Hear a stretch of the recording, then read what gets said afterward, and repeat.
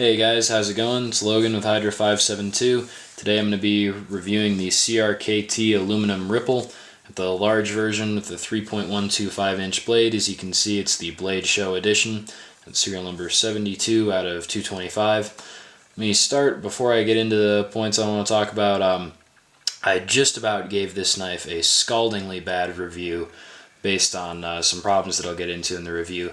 But watching some reviews of other people that really love the knife, my man Cineric and Nut and Fancy, and talking to Chad, I decided to give this thing a more reasonable review based on what I would think of it if it didn't have the presentation problems. So I suppose that's a good thing. It'll be a more usable review, more than just me bitching for a while.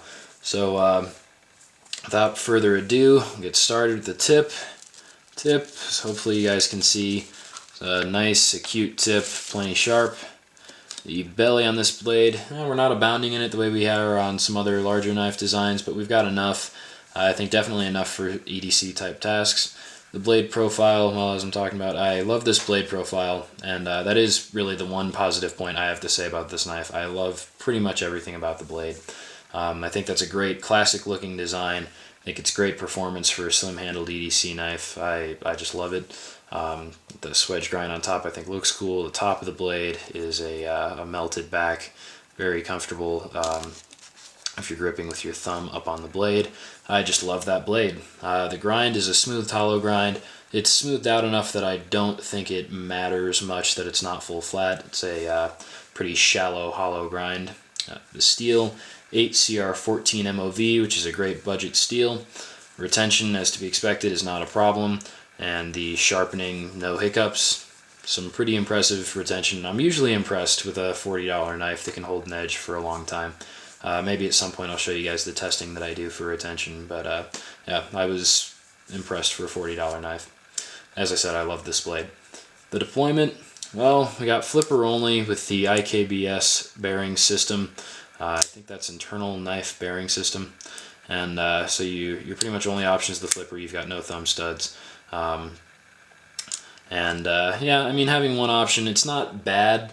It sort of leads to a simplified system, and that's alright. I just don't like the IKBS very much, and I'll talk about that in lock and play here in just 10 seconds. So the lock, we've got a jimped liner lock, and the lock itself, the lock bar is pretty thin, it's pretty skimpy. For EDC usage, it shouldn't be a problem, but yeah, I do like the jimping on the locking liner. That's a feature that all liner locks should have. As for play, yeah, we got play, and that's really a bummer. I found the IKBS to be a disappointment, and the aluminum handle has got some flex in it as well. The IKBS, for those of you that don't know, it's advertised as being an encapsulated bearing system, meaning that you could tighten down the pivot screw as much as you wanted and virtually eliminate play, and the knife would still open smoothly and quickly, and that's pretty much just a flat lie. You definitely can tighten the pivot screw enough that the system stops working and you can't get the knife open. And also, when you have it just barely loose enough for you to actuate the knife, there is still play. So, not really sure what anyone at CRKT is bragging about. Maybe it's better on more expensive knives, but yeah, IKBS is useless as far as I can tell. Interesting, you guys probably can't see, maybe you can. Your stop pins are actually on the inside of the knife, inside the bearing system, I assume. I haven't taken it apart. I assumed I wouldn't be able to get it back together. But yeah, that seems like a complete waste of technology that CRKT is trying to pass off as something awesome. As far as I can tell, it's very not awesome. It's not a problem play-wise, but you know, we were promised a knife with no play through an awesome system that, as far as I can tell, is a lie. The handle, I'm not particularly impressed either. You've got no traction, and you don't really need a whole lot of traction on an EDC knife, especially one with a choil and sort of a half-assed thumb ramp.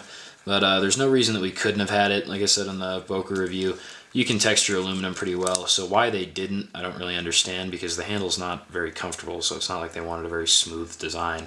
But yeah, we have the aluminum here, we've got the ripples going down, very little, no texture on the ripples. It's just an aesthetic. These holes up here, yeah, I'm jumping into ergos. Well, the clip juts into your hand, as hopefully you guys can see there, in a lot of different grip varieties. The clip is protruding into your hand and it's very uncomfortable. There's no reason that it needed to be out this far from the side of this knife. It kind of ruins the slimness of the knife, really. And then it's just not melted. It's not ergonomic on the inside edge. It's not ergonomic up here around the corners. It is just not a very comfortable knife to handle. No, I'm not impressed. The choil is sort of nice, and the most offensive part, I guess, about it is they were so close to having a handle that would have worked really well. All they had to do, even if they had just put a little bit more texture into the ripples, and then if they had melted the edges so the knife was more comfortable to use and fixed the clip problem, this would have been a much cooler knife if the handle hadn't presented the problems that it presented for me. The ergonomics had been better. Moving on to jimping, we've got a section here with some on the back of the blade and some on the back of the handle. Needs to be more aggressive, really, especially when it's the only real traction on the knife other than the choil. There's no reason for it to not be a little more aggressive, as Spyderco has consistently shown us you can have aggressive jimping that is still comfortable. And the thumb ramp, I honestly don't even know why it's there. It does nothing. The hole, yep, we got a small lanyard hole here. Presentation, and here's my biggest dings on the knife. I know I was negative about the handle, but I'm going to be negative here too. Again, I'm sorry for negative reviews, I just have to be honest. Presentation was poor. My pettiest gripe, again, is the visible detent hole. I know it doesn't matter at all, I just don't like it. And so the other thing I have written is we have very severe Loctite issues. And I want you guys to think about what happened to me with this knife and what it would be like if this was the first quality knife that somebody had bought after seeing a couple of YouTube videos and thinking, okay, I've got to go out and get myself a quality knife. After I got this thing out of the box, admittedly from Blade Show, not directly from CRKT, I don't know if that contributed to the problem, but I don't think it absolved CRKT either. After 100 actuations, probably less than 100 actuations, in the first hour of just me playing with it, as I typically will when I get a knife in the mail, the pivot screw was so loose that it fell out in my pocket. Before that, I had been experiencing bad play issues and terrible centering, and this knife still has bad centering, even though I've got it cinched up pretty well now. The knife was rubbing when I was shutting it. It was just in bad shape from 100 openings, and the rest of the screws in the handle weren't doing much better. They were all loose, and the clip was about ready to fall off. 100 actuations, about an hour of in and out of my pocket. I haven't yet Loctited the pivot screw. I wanted to show you guys, hopefully, maybe I tightened it up too much, but the way it came from the factory, it literally was so loose that I could loosen and tighten it with my thumb, and that is just completely unacceptable. And I know a lot of us are technically skilled enough that it's no problem for us to pull out a pivot screw and put some Loctite glue on it, slip it back in, and you've got a perfect system. But there's a lot of people that aren't. And that really matters, especially when we're the quality knife guys that are trying to sell the quality knife hobby to our friends. If they get a knife like this, if we tell them CRKT is a great company and they make good knives, which is true, and they get a knife that falls apart within 100 openings, they're going to wonder why it is that we're telling them to spend any more money than on a $15 Gerber. And this was my biggest gripe, that, like I was saying, I almost gave this knife just a terrible review. Didn't want to talk about the positive things I had to say about the blade, just because it fell apart. And that's really unacceptable. It's a small problem that never should have happened, and it's a very consistent problem with CRKTs that it's had its worst manifestation here. Yeah, so that is my gripe about presentation. I'll go into screws. Well, I just talked about screws. They're fine. They're Torx screws. They need Loctite. They need Loctite really, really bad. I hope you guys don't hate that I'm spending so much time on this, but I think it really does need to be fixed. The clip is unergonomic in one position, so that's a fail as well. There's no reason that we couldn't have had two position. Just tip down both sides carry. It would not have ruined the knife in any way. The clip was perfectly reversible. And I'm not convinced that we couldn't have had tip up either. But, it's a sort of stylized knife, so I guess I get it maybe, but not really. Usage, well, it's billed as an EDC knife, and that's pretty much all it is. Gentleman's EDC, maybe. I don't think it's going to amaze anyone, but I don't think you're going to intimidate anyone either, so I guess if that's what you want to buy this knife for, sure. The overview, well, it's cheaply available. I guess that's a plus. It's a quality knife that people can go buy at Walmart. That's always a good thing, and you can get it distributed out to big stores. It's a light knife, if that's important to you. I know it's important to some people. It's not really to me for reasons I've discussed in other videos. It does have a cool blade profile, and it's got a very uncool handle. For EDC, I'd say the knife is strong enough, but it disheartens me to see a knife that I can flex the handle a lot with my fingers. I'm just not very psyched about this knife. So under pass-fail, I have tentative pass written, but I think I'm going to have to revise that just on the spot. I'm feeling negative about this thing again.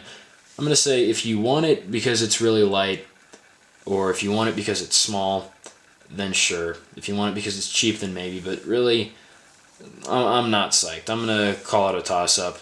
And there are other more positive reviews on this thing. I don't know. I'm just not loving it, not psyched with it, and I gotta pass that on to you guys. I gotta be honest. I feel like they lied about the IKBS, and the pivot screw problems were ridiculous.